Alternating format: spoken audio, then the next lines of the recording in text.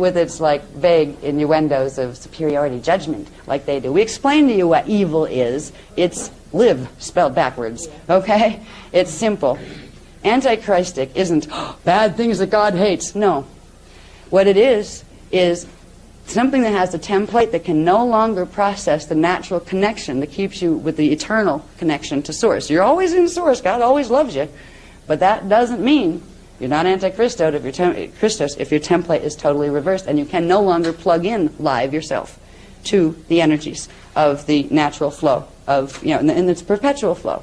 The big thing, the only difference between the races, well, consciousness is a lot of it too, because you find the more reversed a being is, it tends to be the less nice they are, less considerate of other people, more interested in preserving themselves at all costs, no matter what it does to anybody or anything around them, that kind of thing. They also get off on the sensual stimulation, because it's the only way they feel alive. So there will be this progressive, lust for everything from sex to food to extreme sports to whatever. It doesn't mean everybody that likes those things is reversed, but these are attributes of a consciousness that forgot how to feel alive just in being and breathing, and needs to remind itself by giving itself chemical bursts, because every time you give yourself a rush, be it speeding down a ski slope and you don't know if you're actually going to make it to the bottom, jumping out of a parachute, that kind of stuff, you give yourself adrenaline rushes. You give chemical changes to the body that makes you feel quite alive. Terror. They love terror. Fear. Ooh, energy.